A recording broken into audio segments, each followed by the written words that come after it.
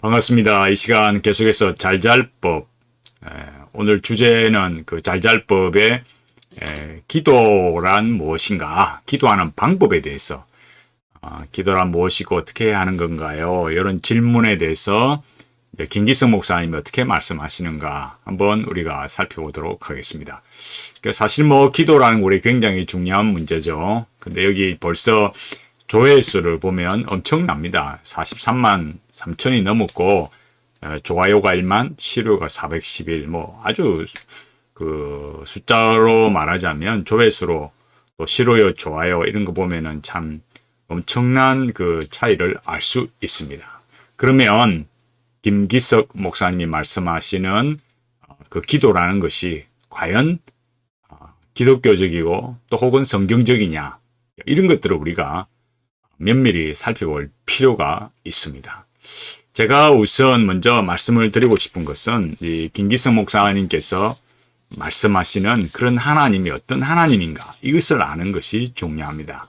제가 여기 이 책을 가져왔는데, 이 칼바르트의 로마서라는 이 로마서 주석인데, 이 칼바르트의 이 책에 대해서, 이 주석서에 대해서 가장 먼저, 물론 이 기억리언 이렇게 순서대로 나온 이 순서이지만 어쨌거나 김기성 목사가 제일 처음으로 나와 있고, 여기에서 하는 말이 뭐냐, 하나님을 이렇게 전적인 다자로 분명하게 이렇게 이해를 하고 있어요. 그리고 하는 말이 이런 겁니다.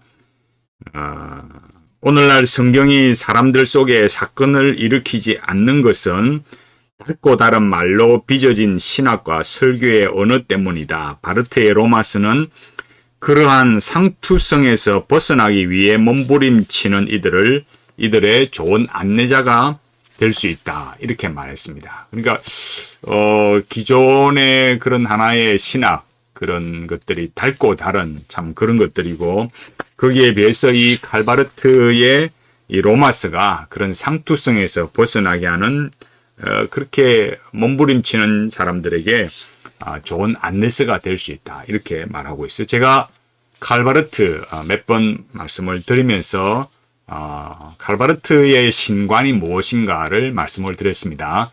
그러니까 자유의 하나님, 그 불가해성, 비공유적 속성을 말할 때 어느 것에 얽매이지 않는 것, 죄수처럼 얽매이지 않고 자유롭게 변신할 수 있는 하나님. 그러면서도 인간이 그렇기 때문에 인간이 이해할 수 없는 불가해한 하나님, 이런 것들을 비공유적 속성이다. 이렇게 말하는 칼바르트. 그래서 전적인 타자이죠.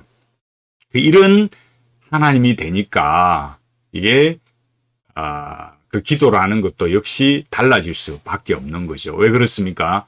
그 하나님을 이해하고 알아야 하니까, 그 하나님을 알기 위해서는 소위 그 계시라는, 우리가 말하는 계시와 관점이 다르기 때문에 제가 소위라 했는데, 그 계시라는 것을 꼭 굳이 성경일 필요가 없는 거죠. 그러니까 어떻습니까? 모차르트의 음악을 들었을 때 찌릿하든지, 저 석양을 보고 찌릿하든지, 내가 공부를 하다가 일을 하다가 찌릿하면 그게 하나님의 임재를 경험하는, 이제 그런 게 하나님과 이렇게 연결이 되는 그런 접선이 되는, 접속이 되는 그런 것이 되는 거죠. 그러니까 앞서 우리가 봤듯이 참 하루가 이렇게 삶이 이렇게 불안하고 그럴 때 이상의 권태라는 책을 읽고도 참 그 회복하고, 이런 일상의 삶의 그런 문제들에 대해서도 그런 해결책을 말하는 그런 방식들이 결코 우연히 만들어지지 않는다라는 거예요. 그렇다고 우리가 문학책 읽지 말아야 된다, 또 무슨 시를 읽지 말아야 된다, 이런 정말 고리탑답한 사람이 되어라는 그런 뜻이 결코 아니에요. 그러니까 문제는 뭐겠습니까? 목사로서의 그 삶의 해결책, 그 삶의 불안과 어려움들, 또 지금 여기 말하는 제목 기도 같은 경우도 전혀 성경적이지 않는 자료를 가져와서 거기에 무슨 기독교적인 것처럼 신앙의 지평이 열리는 것처럼 그렇게 말하는 것은 성경적인 방식이 결코 아니라는 거예요. 그냥 적당히 적절치 않다, 이런 정도가 결코 아니라는 거죠. 그러니까 여기 이 기도라는 걸 말할 때도 이 불안을 먼저 말하고 아담과 하와가 쫓겨나서 이 노 땅에 그 유리하고 방황하는 그런 의미를 가진 노 땅에 하나님으로부터 멀어진 인간이 그 인간의 기본 조건이 불안하다. 그래서 그런 결핍이 채워지기를 원하는데 결국 기도라는 게 뭐냐면 내가 이렇게 참 느끼고 있는 이 결핍 이런 것이 하나님의 능력으로 채워지는 거다.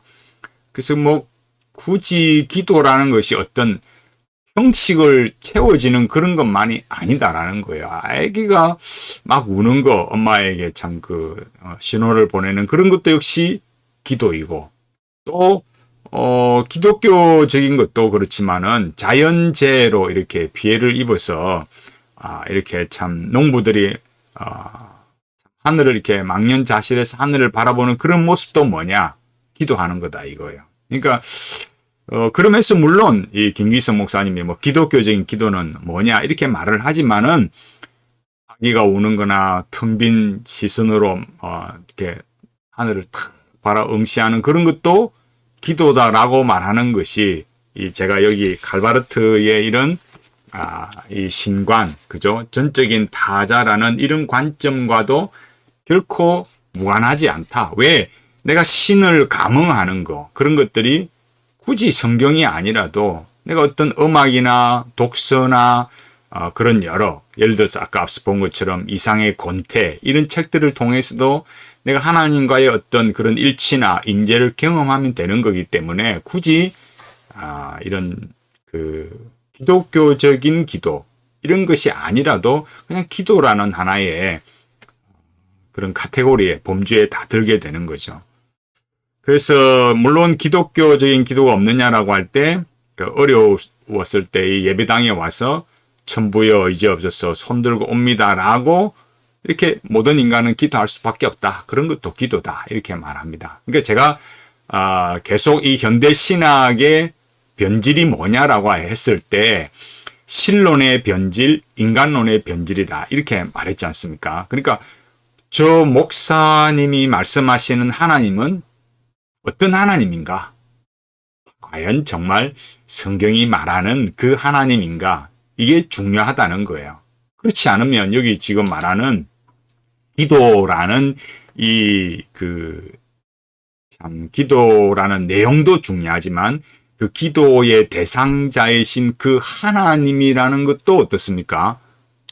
이게 그닥 그렇게 큰 의미를 가지는 그런 게 될 필요가 없는 거예요. 정말 참 이게 신관이 뭐냐, 신론이 뭐냐 이게 정말 중요한 겁니다. 그러니까 칼바르트의 전적인 그 타자로서의 하나님을 말하는 이 김기성 목사가 말하는 기도라는 의미도 우리가 역시 말하는 것과는 다를 수밖에 없다. 이걸 잘 알아야 되는 거죠. 그러면서 자기가 좋아하는 김교신을 말하고 김교신을 말하기 전에 들숨과 날숨을 말해요. 그러니까 이 숨을 쉬지 않고 살 수 없는 것처럼 기도하지 않고는 거룩한 삶을 살 수 없다. 이렇게 말하는데 들숨, 날숨 이런 것도 역시 관상 기도에서 호흡 기도에 들어가는 부분이에요. 또 타의 종교의 어떤 명상의 방식에도 언제나 그런 들숨과 날숨 이런 게 들어가 있는 거죠. 그러니까 기독교의 기도의 방식, 성경적인 기도에 있어서 호흡을 들숨, 날숨 하면서 들숨에 뭐 하고 날숨에 뭐 하고 이런 방식은 결코 정통신학의 기도의 방법이 아니었어요. 지금도 아니고요. 그 기도라는 걸 말하면서 여기에서도 역시 김교신을 말합니다. 김교신, 자기가 좋아하는 김교신을 말하면서 그러니까 하나님께서 자기의 그 기도 제목 김교신이 기도 제목을 기각해 주신 것도 감사하다. 그래서 겸허해지고 다른 사람과 함께 이렇게 살 수 있는 그런 것들을 배울 수 있어서 참 좋았다. 이런 이야기를 해요. 여기 이제 김교신이 누구냐라고 할 때 이렇게 일제강점기에 무교회주의 기독교 사상을 전파한 사람이다. 그런 종교이다. 이런 것들을 말하고 있어요. 여기 이 조선 성서 연구회의 이 멤버들이 누구였냐면 김교신을 비롯해서 송두용, 유석동, 양인성, 정상훈, 함석헌 이런 사람들이 뭐냐면은 이 조선을 성서 위에 세우기 위한 무교회주의 이렇게 말을 이렇게 했지만 그 밑에 내용이 뭐냐 한번 읽어볼게요. 김교신이 생각하는 기독교는 교회라는 조직과 그 속에서 유지되어 온 형식이 아닌 예수와 성서 위에 세워진 조선을 위한 기독교, 곧 선교사들의 사상적 지배에서 벗어나 한국인의 을에 따른 기독교 사상을 생각하고 실천하는 기독교였다. 이렇게 말하고 있는 거죠. 이런 기독교는 그야말로 민족 종교예요. 그러니까 이런 함스컨도 마찬가지지만은 결국 더 어떤 민족에게 도움이 된다면 기독교도 활용하고 또 이 한국인의 그죠? 이 CR 사상 이런 걸로 가니까 이 기독교를 넘어서 더 어떤 것들도 발전해야 되고 또 수용해야 되는 그런 관점으로 가는 거죠. 이런 것들을 잘 봐야 됩니다.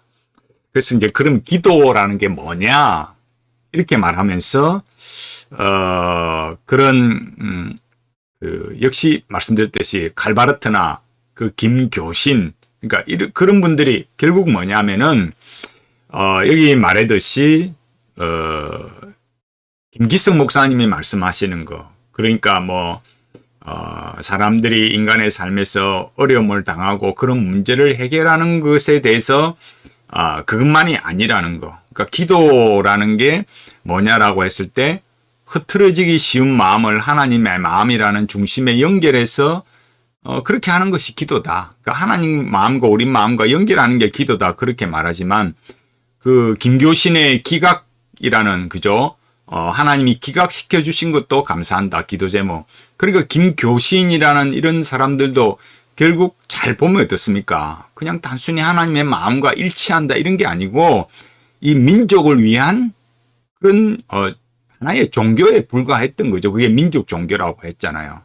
그러니까 인간이라는 것이 결국 기도한다라는 그런 뭐 어떻게 굉장히 뭐 영적이고 거창한 의미를 부여하는 것 같지만 실제적으로는 인간의 그런 이상사회, 인간의 민족의 자기 민족의 어떤 그 발전이랄까요?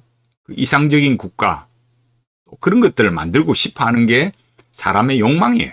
그런 것들을 이렇게 마치 다른 그 기도의 하나의 기각을 가지고 말하지만은 실제로 바라고 꿈꿨던 거는 그런 내용이죠. 뭐 그 중에 하나가 뭐 기각이 안 됐을 수도 있겠죠. 그래서 여기 뭐라고 했냐면은 김기성 목사님이 하나님의 마음이라고 하는 그 중심에 연결하기 위해서 드리는 게 기도다. 그러니까 하나님의 마음과 내 마음이 이렇게 조율이 되는 거다. 그러니까 마치 기타를 치듯이 이렇게 조율한다 이거죠. 그럼 조율 누가 하겠습니까? 사람이 하는 거죠. 이게 이런 점들에 있어서 이 김기성 목사님이 말씀하시는 소위 그 기도라는 것이 무엇인가? 이 유튜브 영상에서 기도하는 방법, 기도가 뭐냐? 이런 것들이 굉장히 중요한 의미를 가지고 있는 거죠. 그러니까 나라는 그 하나의 그 존재를 악기로 삼고 그죠? 하나님과 이런 하나님의 마음과 일치하는 거. 그래서 그 하나님의 마음이 무엇인지 알고 그 마음에 그렇게 조율하고 그래서 하나님을 보고 이웃을 보고 나를 본다.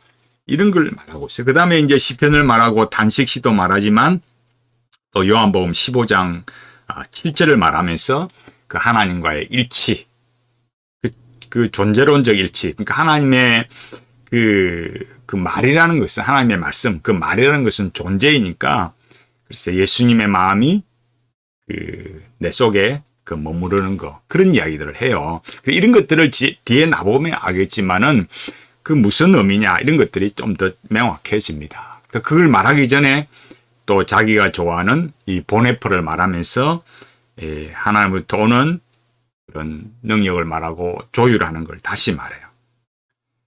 그러니까 이런 그 조율이라는 거 그러니까 하나님의 마음과 내 마음을 이렇게 하나 되게 이렇게 조율한다.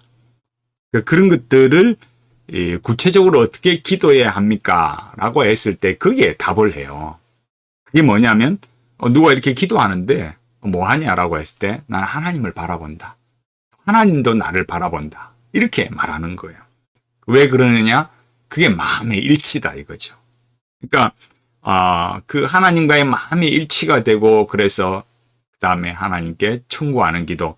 하나님 제 마음이 이렇습니다. 이 문제가 이렇고 저렇고 그렇게 한다라는 거예요.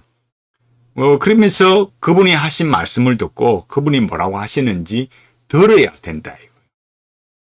여기서 또 이제 뭐라 하냐면은 항상 이 칼바르트식에 말하는 분들은 부정이 있고 또 정이 있어요. 그러니까 부정하면서 긍정하는 것, 부정과 긍정 이런 게 있어요. 그러니까 꼭 하나님의 음성을 들어야 되는 건 아니다 이렇게 말하면서 성경을 떠오르게 하고 그리고 말을 건네온다 이거예요. 그래서 네 심정이 어떨 것 같다. 참 이렇게 그런 소리를 듣고 이렇게 자기 이 기도라는 것을 그렇게 해가야 된다라는 거죠. 그러니까 하나님과의 그런 마음의 일치, 조율 이런 걸 하면서 하나님의 음성을 듣는 거 이런 걸 하는 거예요.